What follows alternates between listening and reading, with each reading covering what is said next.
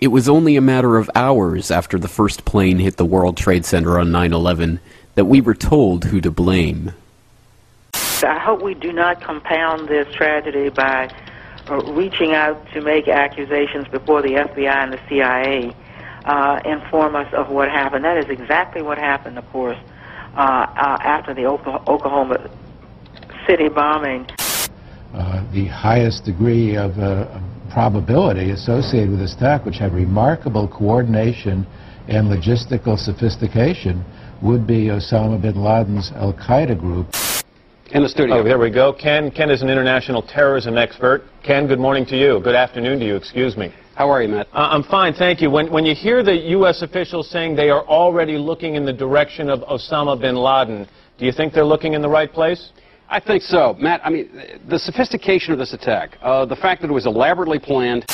You know, senior U.S. intelligence officials, or one senior U.S. intelligence official, says now that the U.S. is 90% certain that bin Laden was responsible for today's attack. Would you concur with that conclusion? I think that's a very good possibility. You have to look at who has the organization and who has the capability to do something like this. And, of course, bin Laden's Al-Qaeda organization has to be right at the top of the list. Right now, suspicion focuses on Osama bin Laden, but first things first. The FBI is combing the wreckage for evidence, and all U.S. military bases and embassies are at the highest state of alert. Now, we are told from sources earlier today that senior administration officials told key members of Congress that they are, quote, certain, based on the evidence they have gathered so far, confident, I'm sorry, not certain, confident, based on the evidence gathered so far, that people and organizations associated with Osama bin Laden are responsible for this. But coming out of the National Security meeting tonight, I was told by a senior administration official they do not want to jump to conclusions here. The administration will say nothing publicly about that. This official saying, quote, we're going to take a little time to sort this out. So the president being briefed. Many of us in the Western world knew little or nothing about Osama bin Laden and his shadowy Al-Qaeda terrorist network before watching the tragedy of September 11th, 2001 unfold in real time on our television screens. Some had heard bin Laden's name before in connection with the financing of high-profile terrorist incidents, like the 1998 U.S. Embassy bombings in Africa, or the bombing of the USS Cole in 2000. But a more detailed understanding of this man, his background, and the network of Islamist jihadists we are told he is directing, remains largely the purview of South Asian scholars, counterterrorism experts, and government officials. Understandably, in the days and weeks following those horrific events, a traumatized public turned to these experts to make sense of what they had just witnessed. Very soon, a narrative began to emerge, one that seemed to explain what had happened and what it meant for the future of a world that, we were told, had changed forever. Tell us a bit about Osama bin Laden, what sort of resources in manpower and money he's got and what he's trying to achieve. What is Osama bin Laden? Is he a politician? Is he a warrior? Is he a preacher? A little of all? A little of all, I think, sir. He's a millionaire Saudi businessman believed to be living in exile in Afghanistan. He controls and finances Al-Qaeda, an umbrella network of Islamic militants. He is a very soft-spoken man, a man of eloquence. And he's vowed to destroy the United States. His network supports terrorists in Afghanistan, Bosnia, Chechnya, Somalia, Yemen, and Kosovo.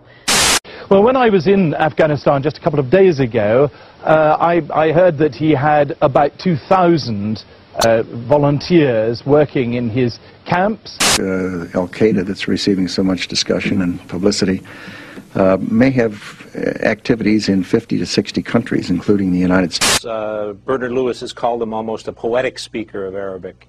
U.S. officials link bin Laden to numerous terrorist attacks, including the U.S. Embassy bombings in East Africa 3 years ago. Last year's bombing of the USS Cole in Yemen. One of the Millennium bombing plots. The last attack on the World Trade Center 8 years ago. not a flamboyant individual, an individual who defers to his elders and to religious scholars. Osama bin Laden is a name that we have been hearing all day long as an individual who may, and we emphasize may, be responsible for these terrorist acts. They now believe that bin Laden was responsible. He's probably far away in the mountains now. He's got his own communication system, which the Americans can't apparently chip into in any sense. There was constant discussion about him hiding out in caves, and I think many times the American people have a perception that it's a little hole dug out of a side of a mountain. Oh, no. This is it. This is a fortress. The tall, thin bin Laden's goal, in his own words, is to unite all Muslims and establish a government which follows Islamic law. Yes. A complex, multi-tiered, bedrooms and offices on the top, as you can see. Secret exits on the side and on the bottom. He's a very, very significant figure in Islamic politics, certainly, and in world politics. It's a very sophisticated operation. Oh, you bet. This is serious business. And there's not one of those. There are many of those. He's clearly someone... What we must remember, though, is that this story, this understanding of our world, which was largely constructed for us in those first chaotic hours after the attacks, and which has remained largely unchanged to this day, only appears monolithic and unchallenged because it has been presented to us in a carefully constructed series of sound bites and interviews with official sources. The events of 9/11, like all major events in our 24/7 network news world, have become a mediated experience. We have been told how to understand these events by the same editors, executives, and media moguls that so obviously failed in their duties in the run-up to the war in Iraq. The truth is that the story of Al-Qaeda is much more complex than we have been led to believe. That Osama bin Laden is at best the dupe of Western intelligence forces and likely their collaborator. That he may in fact have died shortly after 9/11. And that his all-pervasive Al-Qaeda organization, with its alleged link to seemingly every terrorist incident in the world today, is in fact a media creation, a childlike simplification of a complex web of organizations led and populated by double agents and fictitious characters. The truth is that Al-Qaeda, as we have been led to understand it, does not exist. This documentary is the story of those pieces of information that call into question and ultimately destroy the Al-Qaeda myth. After all, for anyone who still believes that the government could tell no lie about a subject as important as this, we should remember that not even the Bush administration blames Osama bin Laden for the attacks of 9/11. So we've never made the case or argued the case that somehow Osama bin Laden was directly involved in 9/11. That evidence has never been forthcoming.